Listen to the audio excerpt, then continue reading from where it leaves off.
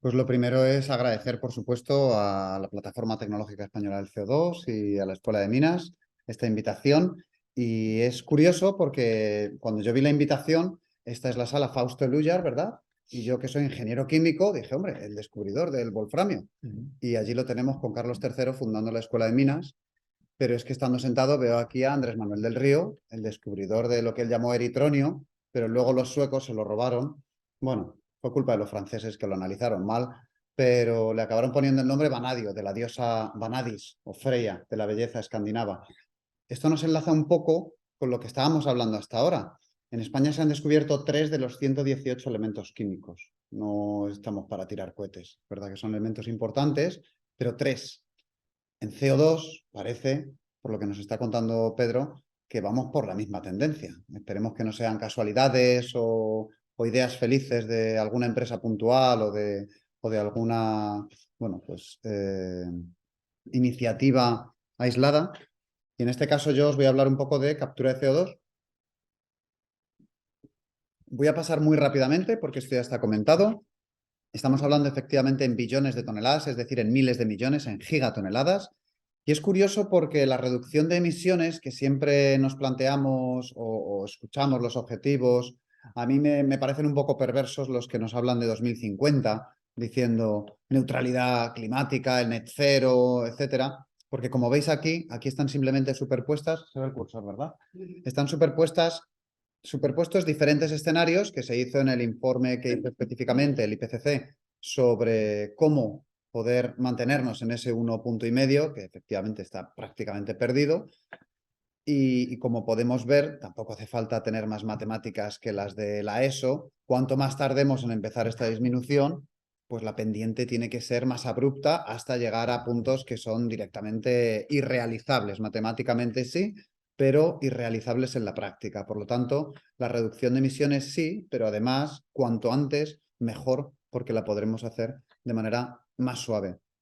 Esta reducción de emisiones, también se ha comentado, pues va a afectar a todos los emisores, valga la redundancia, que hay a día de hoy, con diferentes reducciones. Aquí, bueno, pues uno de los escenarios, en este caso de la Agencia Internacional de las Energías Renovables, pero como vemos, la mayoría de escenarios, incluso los que llaman transformadores, nos ponen con unas ciertas emisiones todavía en 2050. ¿Qué podemos hacer? Siempre se piensa en el sector eléctrico, ¿verdad? Estamos viendo ahora los proyectos renovables con algunas de las polémicas que llevan asociadas, que si plantas solares, eólicas. ¿Podemos llegar a tener una electricidad 100% renovable? Pues como vemos aquí, aproximadamente el 80 y pico por ciento ya de la potencia de generación eléctrica que se instala en el mundo es renovable. Esto a mí, si estuviera en clase, me gustaría hacer primero, o si no fuéramos un poquitín justos de tiempo, hacer primero una sencilla pregunta, porque normalmente nuestra mente o la del común de los mortales está por aquí. Hace no tanto, en realidad, 7, 8 años, donde no eran la gran mayoría. A día de hoy, por cada gigavatio fósil o nuclear que se instalan 4 renovables. Esto está muy bien. Cada vez tenemos más publicaciones que nos indican que un 100% renovable, tanto en sistemas eléctricos como también en energéticos, es posible. Esto es una encuesta que se hizo a expertos energéticos en el que se les preguntaba si era viable y realista una transición a sistemas 100% renovables. Como veis, la inmensa mayoría de ellos estaban de acuerdo, muy de acuerdo, pero esto de nuevo nos lleva hacia poner el foco más allá del sector eléctrico, poner el foco en la industria, poner el foco en el transporte, poner el foco en la calefacción. Bueno, eso sería electrificable en la mayoría de pasos, pero tenemos que poner el foco en que estas reducciones de CO2 nos van a llevar, no sé si necesariamente, pero la mayoría de los modelos lo incluyen, luego haré un comentario final, hacia pues, tecnologías como tenéis aquí, CCS, ya sea por captura directa o con hidrógeno azul, que sería pues, ese hidrógeno de gas fósil con captura de CO2. Estando aquí nos planteamos opciones, es decir, podemos reducir emisiones, pero también necesitamos mitigar, es decir, también necesitamos reducir o eliminar ese CO2 de lo que ya se está emitiendo. Unas posibles soluciones pues serían el hidrógeno, en este caso verde o azul, la captura de CO2, de la que estamos hoy aquí a hablar, por supuesto, y luego, bueno, pues otras tecnologías de aforestaciones y demás. Si miramos el origen de las emisiones de CO2 de la Unión Europea, vemos que se dividen en energía, industria, es decir, producción de cosas, nuestros domicilios, transporte y otras cosas. Bueno, tenemos una tarta bastante repartida. Aproximadamente la mitad de estas emisiones viene de grandes fuentes estacionarias, grandes centrales térmicas, cementeras, etc. La posibilidad de reducir las emisiones por captura de CO2 en estas es relativamente sencilla, puesto que tenemos ya al sospechoso en un sitio del que no se va a mover. Pero es que tenemos también un 50% de emisiones de fuentes que bien son pequeñas, como las calderas de gas, por ejemplo, de las casas, o bien que son móviles, como los 20 millones de coches que tenemos en España. Y aquí o vamos a estrategias de compensación o vamos a otras mitigaciones que hemos comentado anteriormente, o quizás también podría entrar algún tipo también de captura de CO2. ¿Dónde, cómo, cuándo hacemos esta captura de CO2? Pues aquí tendríamos una diapositiva que nos va a enmarcar las tres grandes estrategias que podemos tener. La primera de ellas sería la precombustión. Es decir, capturar el CO2 antes de emitirlo, lo cual suena muy bien. ¿Cómo hacemos esto? Normalmente cuando tenemos gas fósil, aquí no he querido poner muchas formulitas estequiométricas para que no se me pierdan los alumnos de minas, pero luego alguna habrá que poner. Tenemos CO2, tenemos el CO2 que es el subproducto muchas veces de los reformados con vapor. Este es un proceso del que sacamos actualmente el hidrógeno. Tenemos metano, del que acabamos sacando o bien gas de síntesis, que sería esta mezcla de monóxido de carbono e hidrógeno, que es muy útil para la síntesis de muchos productos químicos, o bien sacamos hidrógeno directamente con CO2. ¿Qué se usa? Pues como tenéis aquí, residuos de petróleos, coque, podemos hacer también gasificación de carbón pulverizado, serían diferentes tecnologías. En general son procesos costosos y complejos porque conllevan la gasificación inicial del combustible que sea, pero por contra nos ofrecen cantidades de CO2 importantes, concentraciones de CO2 importantes en esos gases de salida. Depende en un abanico muy grande del proceso que sea, pero entre el 15 y el 60%. Bueno, capturar el CO2 de una corriente en la que está muy enriquecido es, vamos a decir, relativamente sencillo. Tendríamos procesos que denominamos de captura durante la combustión. Normalmente va a ser oxicombustión. Esta oxicombustión, lo dice también el propio nombre, es la combustión con aire muy enriquecido en oxígeno o incluso con oxígeno puro, pudiendo hacer recirculaciones. Tenemos menos gases de combustión y, lógicamente, si no estamos añadiendo ese 70% de nitrógeno que tiene el aire a la combustión, los gases de salida también van a pues prescindir de este nitrógeno. Por lo tanto, la pureza del CO2, la concentración en la salida, va a ser muy elevada. Vamos a poner del 80 y pico, 90%. Y nos quedaría la tercera tecnología en la que quizás nos viene rápidamente a la mente cuando hablamos de capturar CO2, es decir, estamos quemando algo, ese CO2 en vez de inyectarlo en la atmósfera, vamos a retenerlo. Aquí tenemos muchísimas tecnologías disponibles, normalmente en función de lo que estemos quemando, pensando en carbones que son muy sucios y suelen tener un contenido en azufre bastante elevado, vamos a necesitar desulfurar esos gases de combustión, lo cual es un gana-gana porque respirar óxidos de azufre pues no nos viene muy bien para nuestra salud, pero es que tampoco le viene muy bien a las aminas, que son las que normalmente se encargan de capturar el CO2. Vamos a necesitar también eliminar otras impurezas, posiblemente óxidos de nitrógeno, posiblemente partículas. El punto que tiene en contra es que la concentración del CO2 es relativamente baja, entre el 4, 14, 15%, de nuevo en función del combustible que utilicemos. Y aquí surge una paradoja. Si estamos quemando carbón, es decir, el combustible más sucio que tenemos, la concentración de CO2 se acerca al 13-15%. Si estamos quemando gas natural, mal llamado limpio, pero en comparación con el carbón muy razonable, estamos en torno al 5%. Con lo cual, cuanto más limpio sea nuestro combustible, más difícil vamos a tener retener el CO2 de esos gases de chimenea. Bueno, tenemos diferentes tecnologías. Aquí una de ellas sería la carbonatación-calcinación, que la pongo porque es, bueno, un cuadrito resumen que no me detengo a comentar. Esta carbonatación-calcinación consistiría en tener cal, es decir, óxido de calcio, la cal con la que se encalaban las casas y se sigue haciendo pues, en tantas zonas de España, en la que si yo hidrato esta cal, obtengo hidróxido de calcio. Este es un proceso exotérmico, este es un proceso que me aporta energía incluso, por ejemplo, en algún proyecto de investigación, desde la universidad estamos investigando junto con el IMDEA para almacenar energía. Vale, podemos hacer esto y luego este hidróxido de calcio lo podemos hacer reaccionar con CO2. Se le podría haber hecho reaccionar con el óxido directamente, pero bueno, es un proceso en paralelo para dar carbonato de calcio más vapor de agua o más agua. El problema de estas reacciones van a ser las temperaturas a las que tienen lugar, que de 600 grados, 600 y pico no bajan, y después la inversa. Este carbonato de calcio lo voy a recuperar, lo voy a calcinar para obtener óxido de calcio y CO2. Esta es una reacción en la que yo voy a tener que aportarle una temperatura normalmente de 800 grados centígrados, lo cual, bueno, pues todos los que venís de industria ya podéis estar pensando en las penalizaciones económicas que tiene esto. Voy a poner el cursor normal porque le había puesto marcador, aquí. Había puesto esta animación para que veamos, me va a dar un error, pero si le doy a aceptar, me lo salto. Está viendo, ¿verdad? Aquí tendríamos, bueno, estos dos reactores que van trabajando en paralelo, como este carbonatador, estos humos enriquecidos en CO2 van a entrar, le está bajando por aquí este óxido de calcio, esta cal, estas bolitas negras, como veis, esto no se ha desenfocado, ¿verdad? Se van a ir carbonatando directamente en este caso, para pasar, bueno, pues a ciclones o diferentes equipos de separación y los paso a calcinadores, ¿vale? En estos calcinadores hago la reacción inversa y lo tengo así funcionando este calcium looping.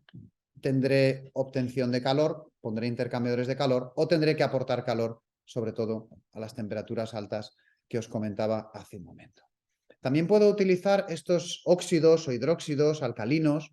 Bueno, no os he comentado lo del bajo coste de materias primas, es decir, un óxido de calcio o un carbonato de calcio, esto se saca de la mina, no hay problema. Tiene la ventaja simultánea de que el óxido de calcio es capaz de reaccionar con los óxidos de azufre, con lo cual de manera simultánea estamos eliminando también ese contaminante, el coste energético lógico asociado a las temperaturas a las que funcionan estos procesos.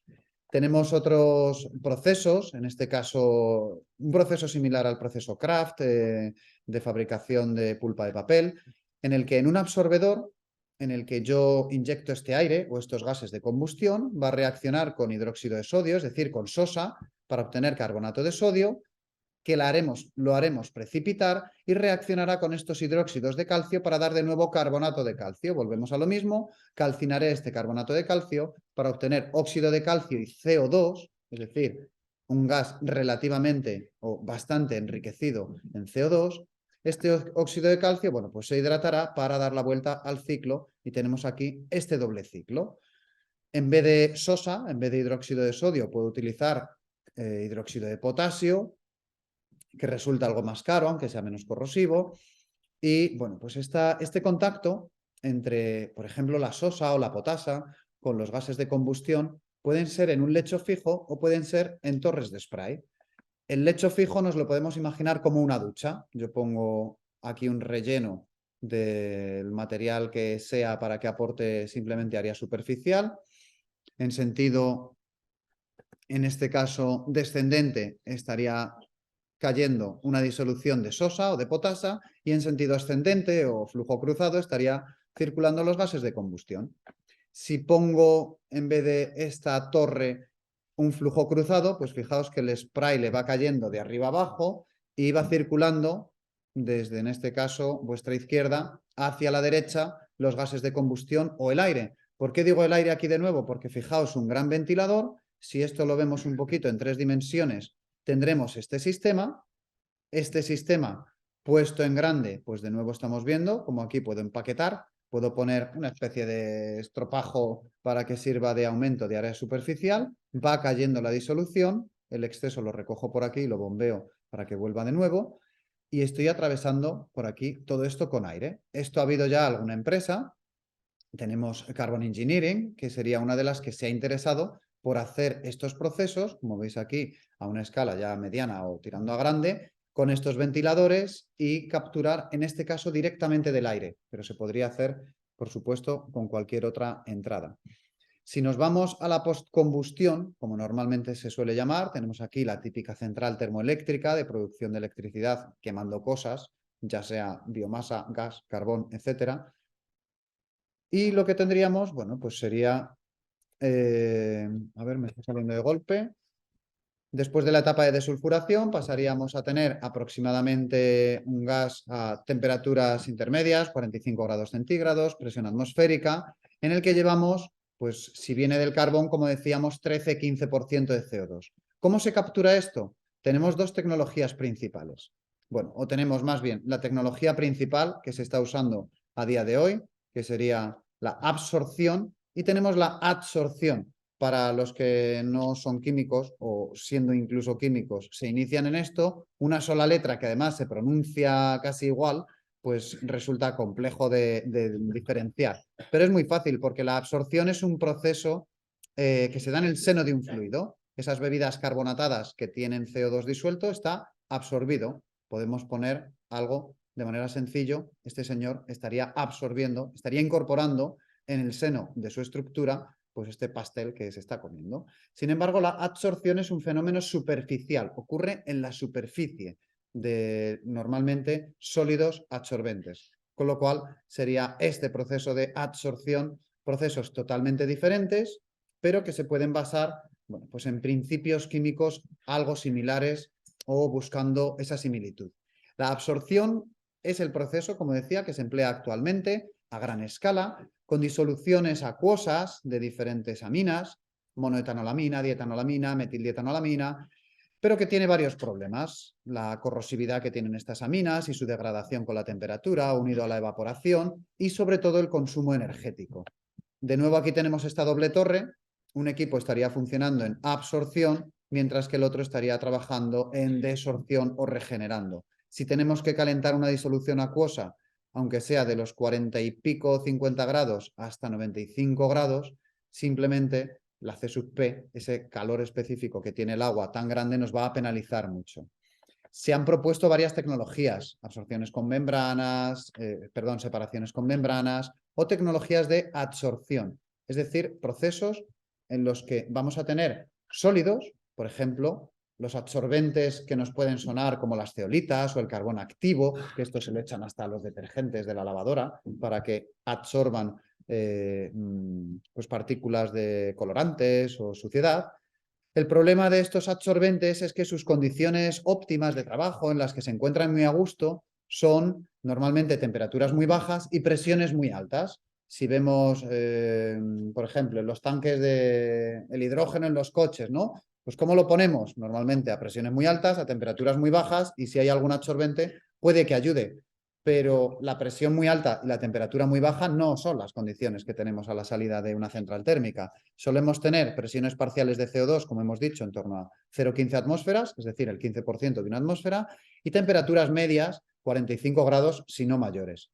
¿Qué idea surge con esta combinación de aminas que van a reaccionar con el CO2 y soportes? Bueno, vamos a poner en estos absorbentes porosos grupos amino, de alguna manera los inmovilizamos, estos grupos amino reaccionan con el CO2 y me van a dar lugar a menor toxicidad y corrosividad, al estar las aminas inmovilizadas, menos pérdidas por evaporación y, por supuesto, una regeneración más económica al calentar un sólido en vez de un tanque lleno de agua.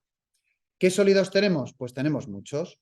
Dentro de todas las posibilidades de captura de CO2, no he entrado en circonatos de litio o hidrotalcitas, sí en óxidos de calcio, que son los procesos de los que hablábamos antes, en torno a 700, 800 grados. Si hacemos un pequeño zoom en la zona de las temperaturas inferiores, a ver si quiere esto. ¿No quiere?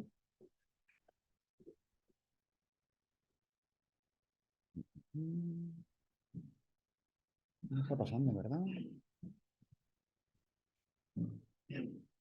Se me ha quedado... Mira, veo por aquí el cursor. A ver si le doy aquí. Me ha quedado un poco bloqueado.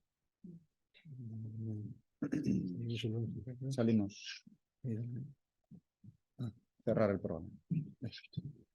Bueno, yo sigo comentándoslo porque en esta zona inferior, en la que estamos en torno a temperatura atmosférica, desde incluso los 0 grados centígrados, le vendría muy bien, aunque es bastante irreal. y a cualquier otra temperatura que sea baja, ahí vamos a tener esos sólidos absorbentes que van a estar, bueno, pues absorbiendo el CO2. Aquí estamos. Vale, me voy a pasar ya a la siguiente. Espero que el problema no fueran estas animaciones. Y aquí tenemos algunos de los materiales empleados. Estos, por ejemplo, son materiales Metal Organic Frameworks, que se llama, es decir, materiales híbridos orgánicos inorgánicos con centros metálicos, que son los que están puestos. El área superficial se amplía muchísimo y son materiales preciosos y hasta hipnóticos de ver. Bueno, a menudo son caros y poco resistentes al vapor de agua, con lo cual, bueno, pues su utilidad práctica queda un poco en entredicho. También tenemos carbones activos, o tenemos otros soportes porosos tipo sílices o alúminas. Aquí hay soportes tipo sílice que, como veis, este es uno de los que desarrollamos en nuestro laboratorio, tiene una estructura de panal de abeja bastante regular y, bueno, dentro de todos estos canales se pueden incorporar esos grupos amino. ¿Qué hacemos con el CO2? Pues tenemos muchos usos, algunos ya se han comentado y algunos está por ahí Víctor de la Peña, que nos lo va a comentar dentro de un par de charlas. Así que no voy a entrar yo en todo lo que se puede hacer desde todos los usos alimenticios, de bebidas industriales. Aquí tendríamos algún otro que luego comento. Agente inertizante, conversión biológica para dar, bueno, en invernaderos, para hacer crecer algas, etcétera. Y sobre todo, síntesis de compuestos químicos, metanol, urea, metano. Luego veremos un poquito de todo esto. Se puede llevar a cabo toda la integración de este sistema, es decir, desde el punto en el que estoy generando, por ejemplo, un hidrógeno azul, con el punto en el que estoy inyectando de manera subterránea, en este caso en un fondo oceánico, o los diferentes usos que voy a estar llevando a cabo. Tenemos muchas tecnologías, como decía antes, y no voy a entrar, por supuesto, en todas las que no sean de captura de CO2, pero es interesante ponerlas en su contexto porque, como veis, las tecnologías de captura de CO2 todavía son relativamente caras, aunque si vemos los costes en dólares por tonelada de CO2, pues empiezan ya en los $100 por tonelada de CO2, que es, curiosamente, el precio al que tenemos ahora mismo, por ejemplo, los créditos de carbono del sistema eléctrico. Este BECS que ha aparecido por ahí en alguna parte, pero no he querido mencionarlo hasta aquí, sería Bioenergy con CCS, o sea, con captura y almacenamiento de CO2, bioenergía. Se incluyen normalmente en los modelos en el año 2050, porque sería una tecnología un poco en desarrollos más incipientes, que puede llegar a objetivos de entre 4 y 8 gigatoneladas capturadas de CO2 por año, y sería obviamente con fuentes de bioenergía sostenibles. Hay algunas prácticas que se están haciendo, pues no es muy sostenible deforestar algo para plantar según qué cosas, aceite de palma, etcétera, para hacer biocombustibles y demás, o traernos árboles de la otra punta del mundo. Pero esta tecnología entraría dentro de las que teóricamente podrían llegar a tener emisiones negativas. Es decir, si tenemos en este caso, una plantación forestal que está dedicada para la generación de biomasa y cuando yo llevo a cabo la combustión, el aprovechamiento energético de esta biomasa, capturo el CO2, ese CO2 lo retuvo la planta cuando fue creciendo. Bueno, como digo, teóricamente podría lograr emisiones negativas. Está por ver que en el ciclo real esto lo consiga. La otra tecnología, o una de las que podría lograr emisiones negativas, sería la captura directa del aire, es decir, llevar a cabo esta captura de la que estábamos hablando, pues en vez de en postcombustión, en el CO2 que tenemos en la atmósfera. Normalmente se incluye en pocos modelos y aunque tiene mucho menos requerimiento de espacio y sobre todo no compite con otros usos, es decir, no hay que ponerlo en un sitio específicamente, toda la atmósfera está más o menos a la misma concentración y aunque oigamos mucho que ese gran problema que es la concentración atmosférica del CO2, estamos hablando esas 400 ppm de un 0,04% de CO2.